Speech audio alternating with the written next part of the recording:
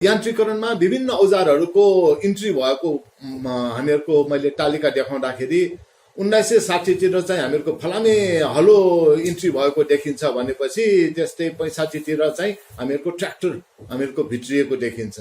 अनि त्यस्तै 70 चाहिँ 2 पाङ्ग्रे ट्र्याक्टरहरू विशेष गरेर जापानको सहयोगबाट चाहिँ हामीहरूको यो जेएडपी भन्ने त्यहाँ छ, त्यसबाट चाहिँ भित्रिएको देखिन्छ।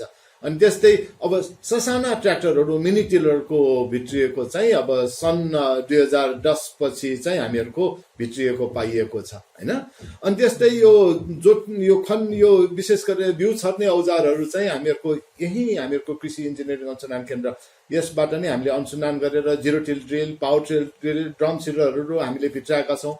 त्यस्तै मकैलाई छर्ने, सुगरकेन यो उखुको रोप्ने, आलु रोप्ने यन्त्रहरू हामीले चाहिँ त्यस्तै 2010 पछि हामीले भित्राएका हौँ। अनि विशेष गरेर यसै केन्द्रले तपाईँको यो धान रोप्ने मेसिन त्यस्तै 2005 मा हामीले भित्राएका थियौँ भने, तर यो पम्प सेट चाहिँ अघि नै मैले भने विशेष गरेर यो जेडिपी जापान सरकारको सहयोगबाट हामीहरूको 1970-80 नै तपाईँको यो पम्प सेटहरू व्यापक रूपमा हामीहरूको सुरु भएको थियो, इन्डियन पम्पहरू।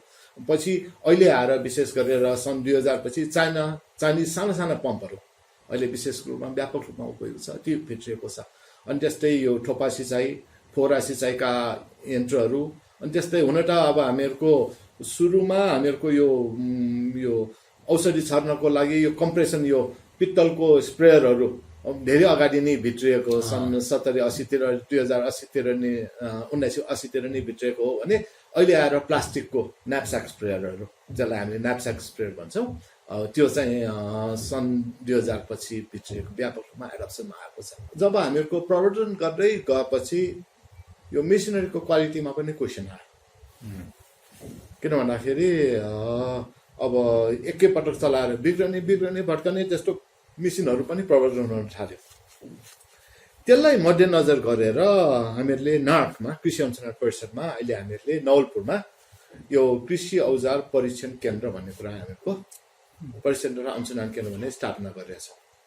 अब त्यसको हामीहरूले यो मापदण्डहरू अहिले हामीले बनाउँदैछौँ ताकि नेपालमा प्रवर्धन हुने मेसिनहरू अब त्यसबाट हामीले परीक्षण गरेकोलाई मात्र सरकारले अनुदान दिनुपर्छ भन्ने त्यो लाइनमा हामी गइरहेका छौँ, ताकि किसानहरूले तपाईँको त्यस्तो क्वालिटी रहित तपाईँको मेसिनरीबाट दुःख नपाउँ। सबै ठाउँमा बाँदरको प्रकोप छ, त्यसकारण यो समस्यालाई समाधान गर्नको लागि अहिले हामीले एउटा बाँदर ढपाउने यन्त्र पनि विकास गरिरहेको छ हैन। अब त्यो लगभग हुन त अब त्यो लङ टर्म समाधान त होइन, तर अहिले तत्काल समाधान गर्नको लागि चाहिँ अहिले हामीले विकास गरेका छौँ। 1800 रुपियाँ पर्दो रहेछ त्यसको, त्यो चाहिँ अहिले हामीले गरेका छौँ। के समस्या के हो भन्दाखेरि लगानी बढ्यो कृषि यान्त्रिकरणमा, तर त्यो अनुसारको सङ्गठन र जनशक्ति भएन, जसको कारणले गर्दाखेरि अहिले हेर्नुभयो भने विभिन्न तपाईँको ज्ञान केन्द्रहरूमा 20औं करोडको तपाईँको बजेट छ अनुदान दिने भनेर, तर त्यसलाई हेर्ने एकजना इन्जिनियर पनि छैन, त्यो सम्बन्धी त्यो मेसिन सम्बन्धी ज्ञान भएको एकजना मान्छे पनि त्यो ज्ञान केन्द्रमा छैन, जसको कारणले गर्दाखेरि अब त्यस्तै यो वितरण गर्ने, अनुदान बाँड्ने, अब त्यस्तैमा बाँड्नेमा मात्रै गएको छ। खास जानुपर्ने के हो भन्दाखेरि अनुदान दिनुभन्दा पनि किसानलाई ती यन्त्रहरूको बारेमा डेमोन्स्ट्रेसन गर्ने, ती यन्त्रहरू कसरी चलाउने भन्ने कुराहरू सिकाउने, त्यो हुनुपर्ने हो कि त्यो समस्या चाहिँ अहिले हामीहरूको कृषि विकासको एक्सटेन्सनमा छैन। म फ्रेङ्कली नै भन्नु चाहन्छु, छैन। त्यसकारण हामीहरूको के समस्या भयो त भन्दाखेरि हामीहरूको अघि नै मैले भने मिनी टिलरहरू गाउँमा गयो, तर हामीले एउटा अध्ययन गरेर हेऱ्यौँ कति उपयोग भएको छ त भनेर हेर्दाखेरि 50% पनि प्रयोगमा छैन। यन्त्र बाँड्यो तर उपयोगमा छैन। कारण के हो त भन्दाखेरि त्यसको एउटा कसरी चलाउने, कसरी मर्मत सम्हार गर्ने भन्ने कुराहरूको ज्ञान चाहिँ गयो। जब हामीहरूको यो नेपाल कृषि अनुसन्धान परिषदको स्थापना भयो 2048 सालमा, त्यसपछि हामीहरूको अब यसको काम विशेष गरेर त्यो फार्म केन्द्रहरू स्थापना गर्ने भन्ने थियो र त्यसलाई सहयोग इन्जिनियरिङ सर्भिस पुर्याउने भन्ने थियो। जब कृषि नेपाल कृषि अनुसन्धान परिषदको स्थापना भयो 2048 सालमा, त्यसपछि यो महाशाखा थियो, कृषि इन्जिनियरिङ महाशाखा भन्ने थियो। त्यसको अब मेन काम चाहिँ हामीहरूको कृषि इन्जिनियरिङ अनुसन्धान गर्ने भन्ने कुरा हामीले सुरु गर्यौँ। 2015 सालमा एडिएस आयो, त्यसमा क्लियरली यान्त्रिकरण गर्नुपर्छ भन्ने कुराहरू आयो र विशेष गरेर अनि त्यसपछि 2014 सालमा नै हामीहरूले माग भइसकेपछि हामी पनि इन्भल्भ भएर यो नेपालमा कृषि यान्त्रिकरण नीति 2014 सालमा हामीहरूको 2014 मा बनायो। अनि त्यसपछि यान्त्रिकरण सम्बन्धी अब लगानी पनि सरकारको बढेको छ, तर स्टिल धेरै समस्याहरू छ। यान्त्रिकरणमा विभिन्न औजारहरूको इन्ट्री भएको हामीहरूको मैले तालिका देखाउँदाखेरि 1960 तिर चाहिँ हामीहरूको फलामे हलो इन्ट्री भएको देखिन्छ भनेपछि त्यस्तै 65 तिर चाहिँ हामीहरूको ट्र्याक्टर हामीहरूको भित्रिएको देखिन्छ। अनि त्यस्तै 70 तिर चाहिँ 2 पाङ्ग्रे ट्र्याक्टरहरू विशेष गरेर जापानको सहयोगबाट चाहिँ हामीहरूको यो जेएलपी भन्ने त्यहाँ छ, त्यसबाट चाहिँ भित्रिएको देखिन्छ। अनि त्यस्तै अब ससाना ट्र्याक्टरहरू मिनी टिलरको भित्रिएको चाहिँ अब सन् 2010 पछि चाहिँ हामीहरूको भित्रिएको पाइएको छ हैन। अनि त्यस्तै यो विशेष गरेर बिउ छर्ने औजारहरू चाहिँ हामीहरूको यही हामीहरूको कृषि इन्जिनियरिङ अनुसन्धान केन्द्र, यसबाट नै हामीले अनुसन्धान गरेर zero till drill, power till drill, drum सिडरहरू हामीले भित्राएका छौँ। त्यस्तै मकैलाई छर्ने, सुगरकेन यो उखुको रोप्ने, आलु रोप्ने यन्त्रहरू हामीले चाहिँ त्यस्तै 2010 पछि हामीले भित्राएका हौँ। अनि विशेष गरेर यसै केन्द्रले तपाईँको यो धान रोप्ने मेसिन त्यस्तै 2005 मा हामीले भित्राएका थियौँ भने, तर यो पम्प सेट चाहिँ अघि नै मैले भने विशेष गरेर यो जेडिपी जापान सरकारको सहयोगबाट हामीहरूको 1970-80 तिर नै तपाईँको यो पम्प सेटहरू व्यापक रूपमा हामीहरूको सुरु भएको थियो, इन्डियन पम्पहरू। पछि अहिले आएर विशेष गरेर सन् 2000 पछि चाइनिज साना पम्पहरू अहिले विशेष रूपमा व्यापक रूपमा उपयोग छ, त्यो भित्रिएको छ। अनि त्यस्तै यो ठोपा सिँचाइ, फोहरा सिँचाइका यन्त्रहरू, अनि त्यस्तै हुन त अब हामीहरूको सुरुमा हामीहरूको यो औषधि छर्नको लागि यो कम्प्रेसन यो पित्तलको स्प्रेयरहरू धेरै अगाडि नै भित्रिएको, सन् 70-80 तिर 2080 तिर नै 1980 तिर नै भित्रिएको हो भने अहिले आएर प्लास्टिकको न्यापस्याक स्प्रेयरहरू, जसलाई हामीले न्यापस्याक स्प्रेयर भन्छौँ, त्यो चाहिँ सन् 2000 पछि भित्रिएको व्यापक रूपमा एडप्सनमा आएको छ। यान्त्रिकरणले राम्रो गरेको कुरा के हो भन्दाखेरि गाउँघरमा हामीहरूको मिलहरू, धान कुट्ने मिलहरू, तपाईँको तेल पिस्ने यन्त्रहरू हैन, अनि त्यस्तै यो पिठो बनाउने चक्कीहरू, त्यो त सुरुदेखि नै हामीहरूको 70 देखि नै भित्रिएको छ र अहिले आएर विशेष गरेर दुर्गम ठाउँहरूमा पनि हामीहरूको चाहिँ यी यन्त्रहरू भित्रिएको हुनाले हाम्रो परम्परागत जुन हामीहरूको औजारहरू जस्तै ढिक्की, जाँटोहरू अहिले धेरै ठाउँमा पलायनै भइसकेको छ।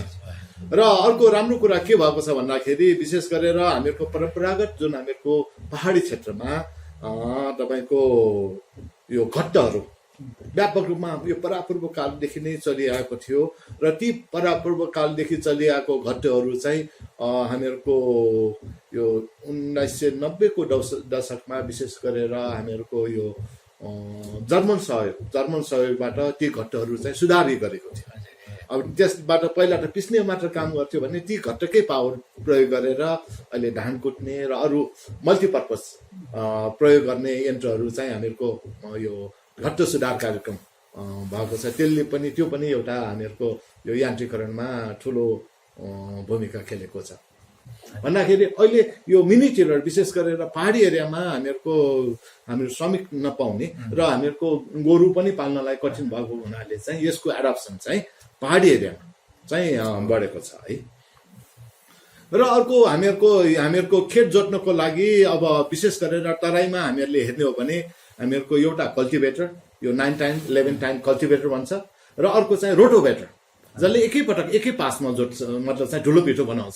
यसको एडप्सन चाहिँ अहिले तराईतिर व्यापक रूपमा चाहिँ बढेको छ। तराईमा अहिले मेकानाइजेसन चाहिँ वन्डरफुल छ। मेकानाइजेसन चाहिँ अहिले तपाईँको जोटाइमा चाहिँ अहिले चाहिँ मेकानाइज नै भएको हामीले चाहिँ मान्नुपर्छ तराई एरियामा। र पहाडमा चाहिँ अहिले बिस्तारै यो मिनी टिलरको र पावर टिलरको जुन एडप्सनको कारणले गर्दाखेरि त्यो चाहिँ मेकानाइज हुने क्रममा छ, जोटाइमा चाहिँ मेकानाइज हुने क्रममा छ। तर स्टिल अब जुन ठाउँमा हामीहरूको ससाना मतलब गराहरू भएको ठाउँमा जसले यी मिनी टिलरहरूको उपयोग गर्न सक्दैन, प्रयोग गर्न सक्दैन, उनीहरूले त अहिले पनि यो गोरुले नै जोतेर नै हामीहरूले मानिस या गोरुले जोतेर नै गर्नेछ। सबै ठाउँमा बाँदरको प्रकोप छ। त्यसकारण यो समस्यालाई समाधान गर्नको लागि अहिले हामीले एउटा बाँदर ढपाउने यन्त्र पनि विकास गरेका छौँ होइन। अब त्यो लगभग हुन त अब त्यो लङ टर्म समाधान त होइन, तर अहिले तत्काल समाधान गर्नको लागि चाहिँ अहिले हामीले विकास गरेका छौँ। 1800 रुपियाँ पर्दो रहेछ त्यसको, त्यो चाहिँ अहिले हामीले गरेका छौँ। अनि त्यस्तै अब अघि नै मैले भने यो कम्बाइन हार्भेस्टर, जुन अहिले हामीहरूको कम्बाइन हार्भेस्टर, हामीसँग विभिन्न यो कम्बाइन हार्भेस्टर पनि तराईमा, जसले एकैपटक कटानी गर्छ, चुट्ने काम गर्छ र उसले सफा गर्ने काम गर्छ, त्यसलाई कम्बाइन हार्भेस्टर भन्छ। अहिले हामीहरूको 2000 त्यस्तै हामीहरूको 2000 हामीहरूको सुरु भएको थियो। आजभन्दा 20 वर्ष अगाडि इन्डियाबाट 1-2 थान आउँथ्यो र अहिले आएर 700वटा जति कम्बाइन चाहिँ हाम्रो नेपालमा अहिले छ। 700वटा कम्बाइन अपरेसनमा छ है। अब यसले चाहिँ विशेष गरेर किसानको जुन हामीहरूको कटानी गर्नेमा कस्ट चाहिँ आधी नै घटाइदिएको छ। आधीमा नि आधी मूल्यमा नै, किन भन्दाखेरि कस्ट अफ कल्टिभेसन चाहिँ उसको कटानीमा र चुट्नेमा चाहिँ आधी नै घटाइदिएको छ। र अरू हामीहरूले विकास गरेका यन्त्रहरू जस्तै कोदो चुट्ने मेसिनहरू हामीले विकास गरेका छौँ। यो पनि हामीहरूको व्यापक रूपमा एडप्सनमा आएको छ। अनि त्यस्तै अघि मैले भने ससाना पहाडमा यो धान चुट्ने यन्त्र भयो, तराईतिर यो ट्र्याक्टरबाट चालित यो धान गहुँ चुट्ने यन्त्र भयो। अनि त्यस्तै यो चाइनिज यो मकै छोडाउने यन्त्रहरू भए होइन। यसको एडप्सन चाहिँ राम्रो छ, अहिले व्यापक रूपमा अहिले बढ्दै गएको छ। र अघि नै मैले भने यो तपाईँको यो मिलहरूको एडप्सन चाहिँ अहिले हामीहरूको व्यापक रूपमा हामीहरूको धेरै ठाउँमा महिलाहरूको विशेष गरेर यो मिलहरू इस्टाब्लिस भइसकेपछि महिलाहरूले पहिला भन्थ्यो हामी 3-4 बजेदेखि उठेर ढिकी जाँडो गर्नुपर्छ भन्छ। अहिले चाहिँ उनीहरूले यो कार्यबाट चाहिँ हामीहरूको यो मिलहरू गाउँ गाउँमा मुक्ति पाएको छ। यो चाहिँ राम्रो पक्ष छ। यो बाहेक पनि हामीहरूको विशेष गरेर हामीहरूको यो लाइफस्टक, यो हामीहरूको लाइफस्टकको लागि चारा काट्ने यन्त्रहरूको पनि एडप्सन राम्रो छ। अहिले कतिपय ठाउँमा यो पोखरीमा यो एरेसन गर्ने र कतिपय कृषकहरूले यो दुध दुहुने यन्त्रहरूको पनि एडप्सन उहाँहरूले गर्नुभएको छ। यो त भयो अहिले भएको, अहिलेको हामीहरूको के छ त भन्ने कुराहरूको हामीहरूले भयो।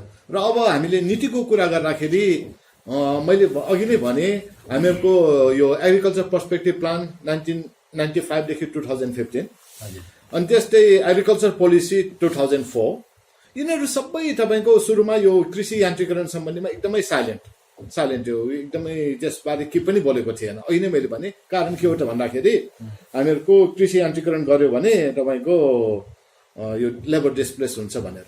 अनि जब हामीहरूको साँच्चै प्रेसर पर्न थाल्यो, लेबरको स्कार्सिटी हुन थाल्यो, अनि त्यसपछि हामीहरूको यान्त्रिकरण सम्बन्धी 2014 सालमा बोल्नु बाध्य नै भयो। अनि कृषि मन्त्रालयले हामीले एउटा टोली गठन गरेर यसको चाहिँ यान्त्रिकरण नीति हामीले बनायौँ। 2014मा चाहिँ यान्त्रिक कसरी गर्ने हो भन्ने कुराहरू यान्त्रिकरणको चाहिँ हामीले बनायौँ। त्यसमा मुख्य कुरा 4वटा कुरा थियो। अब यसमा चाहिँ एउटा चाहिँ यसको 4वटा यसको यान्त्रिकरण नीतिले एउटा चाहिँ उपयुक्त कृषि यन्त्रहरूको पहिचान गरेर त्यसको प्रवर्धन गर्ने, एउटा त्यो भयो। अनि अर्को चाहिँ ती उपयुक्त यान्त्रिक उपकरणहरूको पहुँच किसानको बढाउने, कसरी बढाउने त्यस सम्बन्धित उल्लेख भएको छ, कसरी गर्ने भन्ने कुरा। अनि अर्को चाहिँ विशेष गरेर महिला मैत्री कृषि औजार उपकरणलाई कसरी प्रवर्धन गर्ने, अर्को त्यो छ भने। अनि अर्को हामीहरूको संस्थागत संरचनाहरूको यो यान्त्रिकरण गर्नको लागि संस्थागत संरचना भन्नासाथै के हुन्छ त भन्दाखेरि अब कुनै जनशक्ति विकासको सम्बन्धी होला, अनुसन्धान सम्बन्धी होला, प्रवर्धन सम्बन्धी होला होइन। अनि त्यस्तै यसको परीक्षण सम्बन्धी होला, अनि त्यस्तै तपाईँको यसको निजी सेक्टरसँग सहकार्य, त्यसको लागि लगानी सम्बन्धी होला। त्यसको संस्थागत संरचनाहरूको कसरी विकास गर्ने भन्ने सन्दर्भमा यी 4वटा कुरामा कृषि यान्त्रिकरण नीतिले स्पष्ट बोलेको छ। अहिलेको जुन नीति छ त्यो नीति सुधार नभएसम्म हामीहरूको स्थानीय रूपबाट उद्योगहरू स्थापना हुनै सक्दैन। त्यसकारण यो नीतिगत अहिले समस्या चाहिँ यो एउटा भूमि सम्बन्धी नीति एकदमै महत्त्वपूर्ण छ भने अर्को यो हाम्रो उद्योग सम्बन्धी नीति, उद्योग सम्बन्धी र यो भन्सार दरबन्दी सम्बन्धी नीति चाहिँ एकदमै महत्त्वपूर्ण छ। यसलाई भयो भने मात्र, किन भन्दाखेरि अहिले त होइन भने हामीले बाहिरबाट ल्याएर मात्र कतिसम्म हामीहरूको गर्ने। अहिले हामीहरूले कतिपय हामीले विकास गरेका औजारहरू त केही भएको छन्, तर उनीहरूको त्यही कम्प्लेन छ, हामीहरूको तपाईँको भ्याट बढी छ, त्यही औजारहरू बाहिरबाट आउन थाल्यो भने हामी कम्पिट गर्न सक्दैन।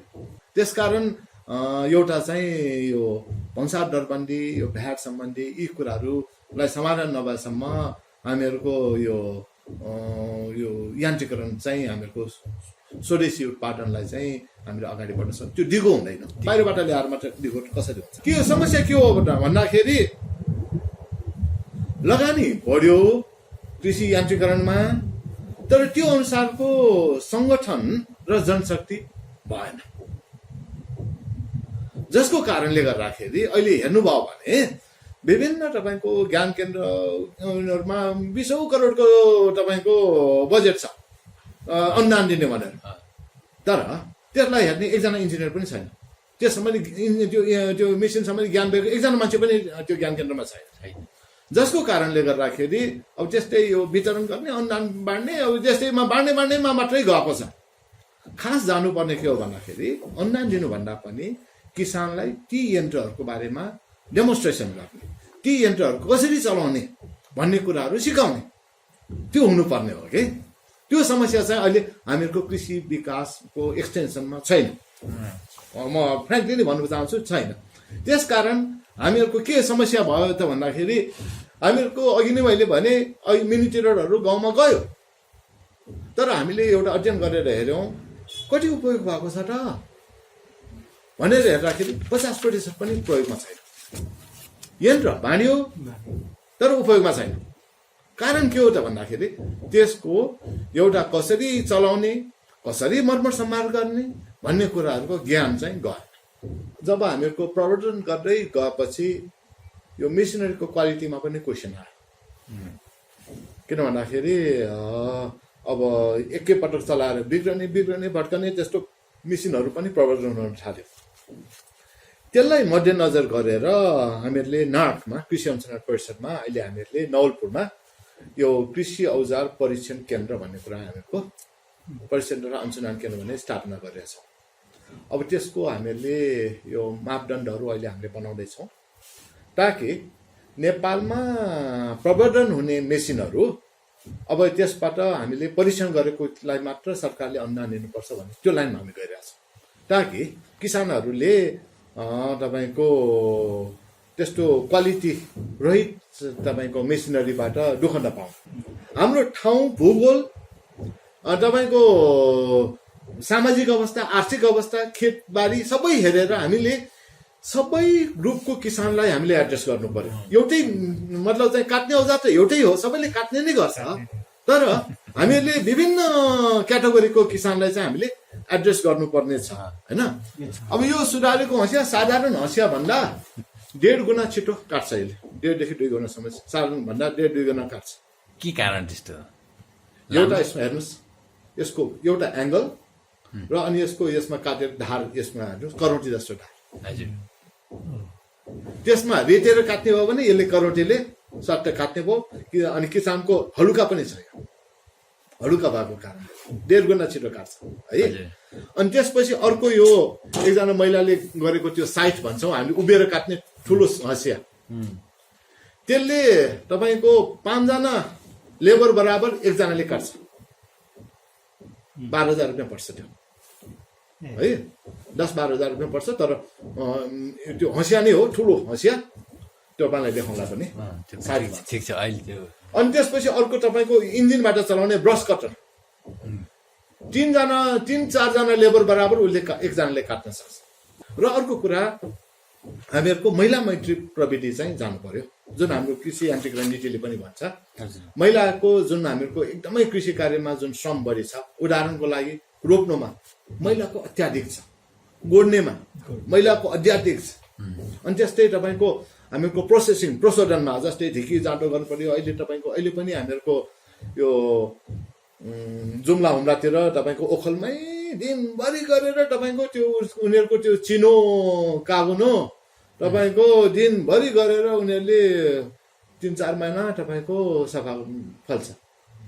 अहिले त्यही कुरा अहिले हामीहरूको सानो अहिले हामीले त्यो यन्त्रलाई हामीले यो कम्बाइन मिल भनेर हामीले त्यसलाई प्रवर्तन गर्दाखेरि 1 घन्टामा उसले 50 किलो गर्छ होइन। अहिले महिलाहरूको जुन हामीहरूको जुन अनावश्यक रूपबाट हामीहरूको ड्रजरी जुन छ नि झन्झटबाट मुक्ति दिलाउनु चाहिँ आवश्यक छ। यो हामीहरूको टार्गेट चाहिँ यो हुनुपर्छ भन्ने। जस्तो पछिल्लो चरणमा चाहिँ के गरिरहेको अहिले तपाईँले त्यहाँ हाम्रो डिस्प्ले सेन्टरमै लैजान्छौँ। हजुर अहिले हामीहरूले विशेष गरेर हामीहरूको यो सेन्टरको काम चाहिँ हामीहरूको के हो त भन्दाखेरि हामीहरूको कृषि इन्जिनियरिङ सम्बन्धी अनुसन्धान हो। त्यसमध्ये औजार एउटा पाटो भयो है। अर्को चाहिँ पाटो तपाईँको सिँचाइ सम्बन्धी हामी काम गर्छौँ। अर्को चाहिँ पोस्ट हार्भेस्ट भन्दाखेरि उत्पादनपछि प्रयोग हुने प्रविधिहरू सम्बन्धी काम गर्छौँ। हुन त हामी एकदमै थोरै मात्र 3-4 जना मात्रै छौँ। तर हामीले अहिलेसम्म हामीले गरेका कुराहरू के हो त भन्दाखेरि अघि नै भने हामीले एउटा चाहिँ एडाप्टिभ बाहिरबाट विदेशबाट बनेका यन्त्र औजारहरू हामीले यहाँ ल्याएर टेस्ट गर्छौँ। उपयुक्त भएको कुरा हामीले प्राइभेटलाई दिन्छौँ। जसकै कारणले हामीले 2 व्हिल पावरदेखि लिएर मिनी टिलर भयो, राइस ट्रान्सप्लान्टर, जेरो टिल ड्रिल, यी विभिन्न अहिले जुन आधुनिक औजारहरू छन् त्यसलाई चाहिँ हामीहरूले प्राइभेट सेक्टरलाई यो हामीहरूको किसानको लागि उपयुक्त छ, यो मगाउँदाखेरि उपयुक्त हुन्छ भन्ने कुरा। अब त्यो दिँदा प्राइभेट सेक्टरले दिँदा प्रतिस्पर्धात्मक रूपमा दिइन्छ होइन, कि के छ सिस्टम? यसमा त मगाउने हो, इम्पोर्ट गर्ने हो। हामीले लाइसेन्स दिनेको त होइन नि त। त्योसँग सम्बन्धित मतलब चाहिँ उहाँ ल तपाईँले यो पनि मगाउनुहोस्, यो उपयोगी छ। उनीहरूले अहिले मिनी टेलरबाट मगाएको छ भन्दाखेरि ल यो मतलब चाहिँ मकै छर्ने मेसिन यो उपयोगी छ है। बनाउनतिर चाहिँ आकर्षित गर्न सकिँदैन। त्यसको लागि नीति ठिक हुनु पर्यो नि त। सरकारी नीति छैन, नीति ठिक हुनु पर्यो नि त। जुन कुरा विदेशमा भएको चिज हामीले बनाउन सक्दैनौँ। मैले अघि नै भने नि त 42-45% को हो जुन प्राइस डिफरेन्सको कारणले गर्दाखेरि बनाउन सकिँदैन। हेर्नुहोस् यहाँ त हाम्रो नीति यस्तो छ कि कुनै काम तपाईँले गर्नु भयो भने अहिले त झन् स्थानीय निकायपछि स्थानीयमा सिफारिस चाहिन्छ भन्छ, फेरि उद्योग भन्छ, कम्पनी रजिस्टर, यति कम्प्लिकेटेड छ। तपाईँले काम गर्न साँच्चै सजिलो छैन कि हाम्रो। त्यति सजिलो छैन। तपाईँको यो व्यापार गर्न चाहिँ सजिलो छ होइन। मतलब चाहिँ व्यापार गर्न सजिलो छ, तर तपाईँ कुनै उत्पादन गर्छु, कुनै म इनोभेसन गर्छु, कुनै त्यो गर्छु भने गाह्रो छ। अनि एउटा त प्रत्यक्ष तपाईँको इकोनोमिक यो हामीहरूको मैले भने भङ्सारको र तपाईँको छ नि भ्याटले तपाईँलाई दिँदैन। अहिले जे जति हामीहरूको भइरहेको छ अहिले तपाईँको स्थानीय रूपबाट भइरहेको छ, जुन विदेशमा नबनेका औजारहरूको चाहिँ हामीले गरिरहेको छौँ कि त्यस्तो चाहिँ हामीले प्राइभेट सेक्टरलाई दिएको छ। त्यो चाहिँ प्रतिस्पर्धात्मक रूपमा दिनुहुन्छ कि अथवा त्यसमा चाहिँ उनीहरूको फेसिलिटी हेर्छौँ। प्रतिस्पर्धात्मक भनेपछि त्यस्तो हुँदैन, उहाँहरूको फेसिलिटी हेर्छौँ। जेनरली किसानहरू मर्मत यो वर्कसपहरू पनि उनीहरू यो उत्पादन गर्न चाहँदैनन् के, किने ल्याए बेच्दियो, किने ल्याए बेच्दियो। त्यो वर्कसपमा कि मर्मत गर्न चाहन्छन् कि किने ल्याए बेच्न गर्न चाहन्छन्। नयाँ प्रोडक्ट गर्नलाई अलिक गाह्रो भयो होइन। नयाँ प्रोडक्ट भनेपछि एउटा त फेरि तपाईँको लफडा छ कि यो ट्याक्स के भन्छ छ नि, त्यो हामीहरूको त्यो अनुसारको इन्भाइरोमेन्ट छैन। हामीहरूको इन्डस्ट्रियल डेभलपमेन्ट गर्ने इन्भाइरोमेन्ट नै छैन त्यो भन्छु कि म। किन भन्दाखेरि त्यो जबसम्म सरकारले इनोभेसनलाई सम्मान गर्दैन तबसम्म केही हुनेवाला छैन के।